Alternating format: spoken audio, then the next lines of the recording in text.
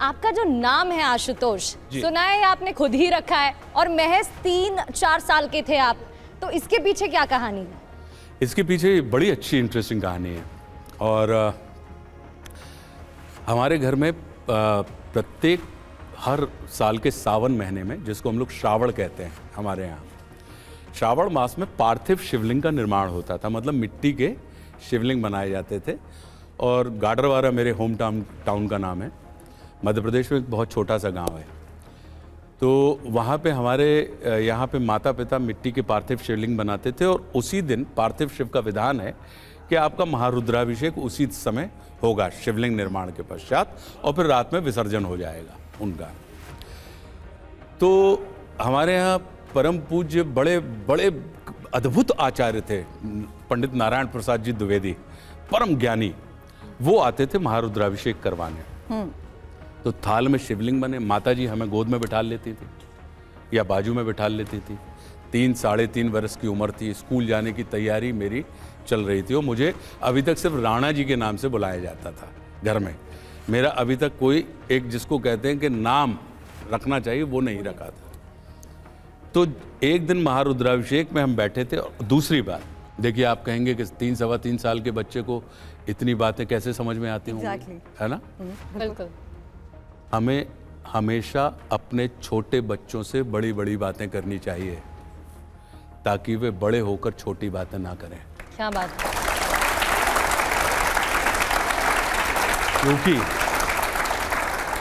क्योंकि जैसे छोटे बच्चे के मुख से हमें बड़ी बातें सुनकर आनंद मिलता है, वैसे ही बड़े व्यक्ति के मुंह से छोटी बातें सुनकर दुख होता है। वाह।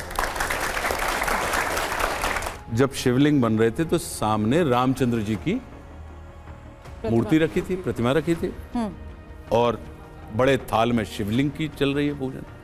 तो पंडित जी ने महारुद्राभिषेक कराते कराते अचानक एक मंत्र आया, बोले ओम आशुतोषाय नमः। मुझे पता नहीं, मुझे अचानक जिज्ञासा हुई और वो आगे बढ़ रहे थे उसमें। मैंने कहा कि मेरा एक सवाल है। तो उन्होंने माँ की तरफ देखा, बाबूजी की तरफ देखा, बाबूजी ने हमारी तरफ देखा, माँ ने देखा। तो बोले कि पूछो। मैंने कहा ये आशुतोष क्या है? बोले इनका नाम है। मैंने कहा किन का नाम है? बोले ये जो है ये शंकर जी हैं, शिव जी हैं, इनका नाम है। मैंने कहा इसका मतलब क्या होता है? आप देखिए 3-3.25 साल का बच्चा ये पूछ रहा है। उन्होंने कहा कि जल्दी से प्रसन्न हो जाते हैं इसलिए आशुतोष। हाँ। तो मुझे डाउट हुआ। मैंने कहा रामचंद्र जी की तरफ इशारा किया। मैंने कहा ये हैं। अच्छा, ये हैं शंकर जी। बोले नहीं नहीं नहीं, ये रामचंद्र जी हैं, ये हैं जो मिट्टी के हैं। तो मैंने कहा लेकिन मूर्ति आप उनकी रखें, पूजा इनकी कर रहे हैं। बोले वो इसलिए क्योंकि इनके भगवान वो हैं और उनके भगवान ये हैं। ये एक दूसरे का परमात्मा। मुझे इतना अच्छा लगा। ये आपकी किताब में भी पहला प्रसंग मैंने कहा भी जाता है हर को हरि पसंद है, इतनी हरि को बड़ी पसंद है। कमाल की निरअहंकारिता परम तत्व के अंदर मुझे इतना गदगद हुआ। एक मैंने कहा, दूसरे के माँ भगवान के एक दूसरे के भगवान। जी। मैंने माँ से कहा माँ मुझे लग गया पसंद। बोले क्या? मैंने कहा मेरा ये नाम होगा। और उस दिन हमारा नामकरण हुआ श्रावण मास में। ये मैं उन सौभाग्यशाली बच्चों में से हूँ जिसको खुद का नाम रखने का सौभाग्य या अवसर स्वयं मुझे प्राप्त। चलिए, तो नाम आपने अपना खुद तय किया, लेकिन अब जरा अगला सवाल गौर से सुनिएगा, क्योंकि धार्मिक जुड़ाव इनका जिस तरीके से है वो हमें समझ आ रहा है। लेकिन फिल्मों के रोल की अगर मैं बात करूं तो सबसे बड़ी बात, फिल्मों के रोल में साइकोपैथ, रेपिस्ट का रोल, रिश्वतखोर पुलिस वाले, हीरो की बीवी को उठा गए। एक फिल्म में तो आपने बच्चों तक की बलि चढ़ा दी। देखिए क्या है, सबसे अच्छी बात तो यह है कि एकमात्र अभिनेता है जो नेगेटिव रोल को बड़े पॉजिटिव एटीट्यूड के साथ करता है, इसलिए उसको इसमें कोई शक नहीं जी कि एटीट्यूड पॉजिटिव है। दूसरी चीज, मेरा अब मैं बड़ा हो गया हूं तो इसको डिस्क्राइब कर सकता हूं। दूध में घी होता है, जी लेकिन आप रोटी रखे हो और अगर हम लोग आपसे कहें, आपने कहा घी दीजिए, हम कहें दूध चपोड़ लो, तो क्या घी मिलेगा? तो मतलब दूध में घी जो है वो छिपा हुआ है। तो उस निराकार घी को यदि साकार करना है तो क्या करना पड़ेगा? उस शुद्ध दूध में हमें विकार डालना पड़ेगा। जब हम विकार डालेंगे तो जो शुद्ध दूध है वो फटेगा, दही बनेगा, दही को फिर हम बिलोएंगे, सारी चीज़ें करेंगे, मक्खन निकलेगा, मक्खन को तपाएंगे तो घी निकलेगा। तो मेरा अपना ये मानना है कि निराकार को यदि साकार करना हो तो उसमें अनुपातिक विकार की आवश्यकता होती है। तो विकार जो है आशुतोष जी, अर्थ के साथ। लेकिन ये जो इतने धार्मिक आशुतोष राणा जी हैं, जिनकी भक्ति की भी हम इतनी बात कर रहे हैं, ये जो अनुपातित विकार की आप बात कर रहे हैं, वो कैसे दिखते हैं फिल्मों में? आइए वो अपने दर्शकों को पहले दिखा देते हैं एक बार, कौन कौन से रोल किए और कौन कौन से गेटअप्स में दिखाई दिए, वो आइए देखते हैं। ये देखिए, वाह, ये पहला गेटअप। ये आपकी जानवर, दिस इज जानवर, संघर्ष। जी हाँ, ये संघर्ष वाला, ये तो देख ले तो राज। इन किरदारों को देख के तो कोई जैसे नहीं कह राज का पाएगा जो कि कैरेक्टर भक्ति से है, भरे हुए आशुतोष राणा। अब देखो यहाँ पे देखिए कैसे आदमी की इमेज कितना काम करती है। राज का जो कैरेक्टर है वो पॉजिटिव है, लेकिन उसको भूत ने पजेस कर लिया था तो क्लाइमेक्स में नेगेटिव दिखाई देता है। Correct, right. तो अब हमने पॉजिटिव किरदार भी किए हैं, लेकिन उसको उतना एप्रिसिएशन नहीं मिला। इस वजह से क्या हुआ कि आपने ये कह दिया, हमने ये मान लिया कि ये व्यक्ति है, ये नेगेटिव रोल में निष्णात है, इनको आप नकारात्मक किरदार दीजिए। लेकिन इसमें आप एक और अच्छी चीज़ देखिए।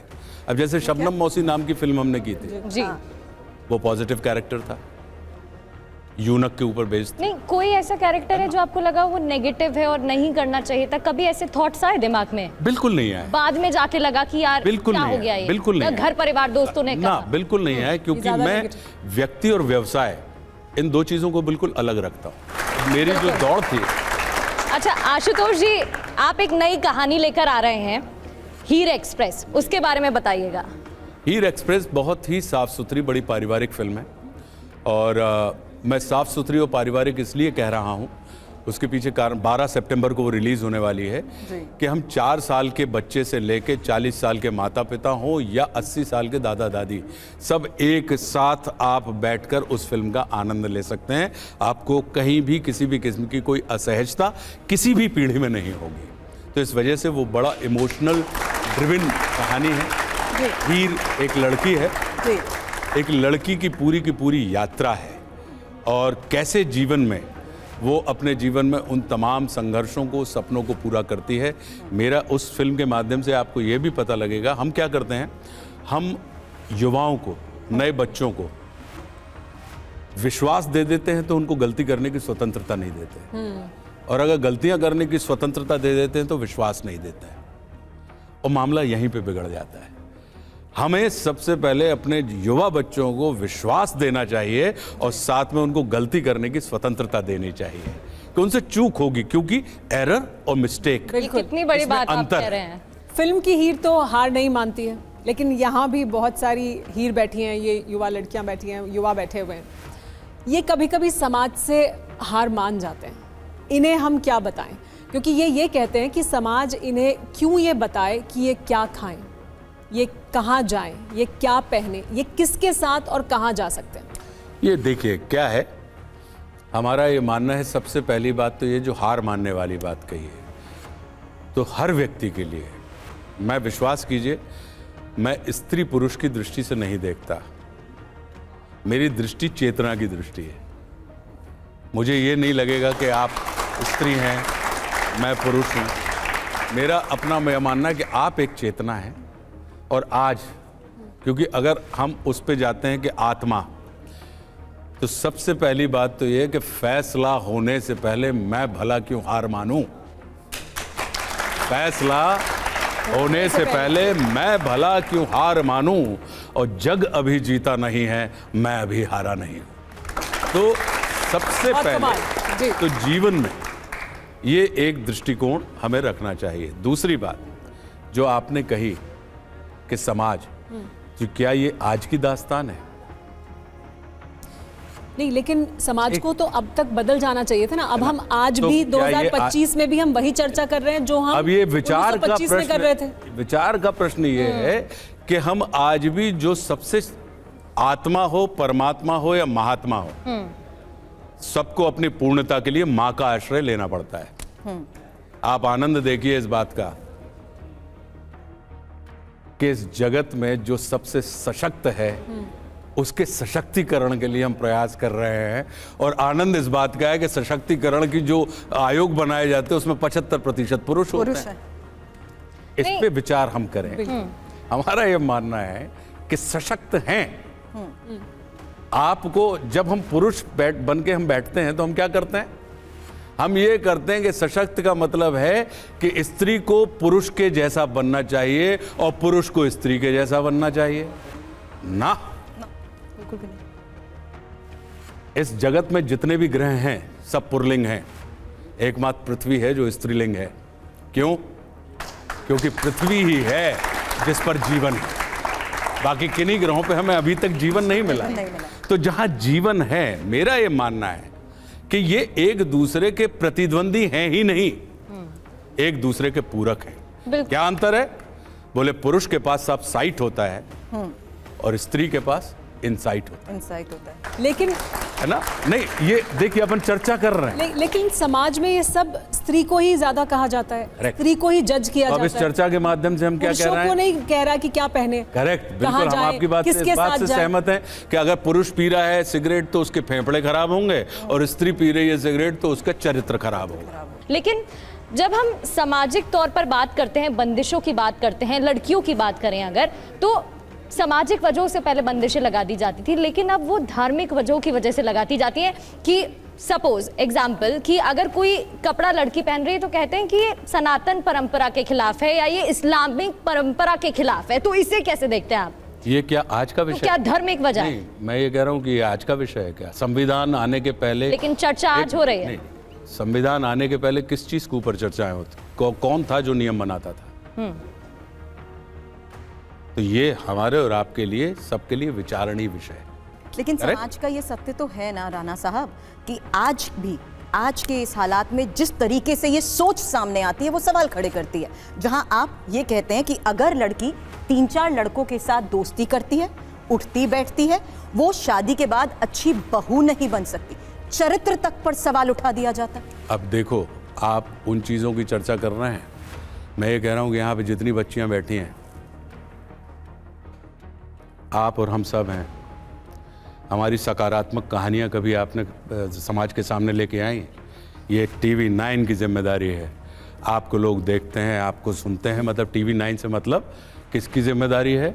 जिस दिन मीडिया संवाद दिखाने लगेगा उस दिन इन विवादों की कहीं कोई जगह नहीं रहेगी। अब आपको भी विवाद में रुचि है। जब हमारी भी विवाद में ही रुचि है तो फिर जो बच्चे हैं वो भी तो यहां बैठना चाहते हैं। तो जब यहां बैठने के लिए उनको क्या करना पड़ेगा? संवाद मत करो, एक विवादास्पद स्टेटमेंट दो तो ये हमें तुरंत यहां पे बुला लेंगे। मैं ये कहता हूं कि इस देश में क्या सबके साथ ऐसा हो रहा है?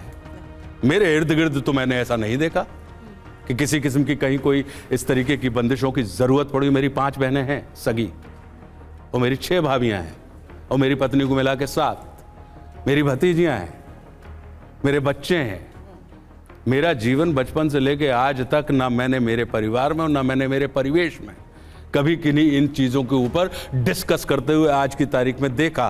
क्यों? क्योंकि उनको सबको पता है कि भाई शव यात्रा में जा रहे हो तो सूट पहन के नहीं जाओगे, और शोभा यात्रा में जा रहे हो तो लंगोटी लगा के नहीं जाओगे।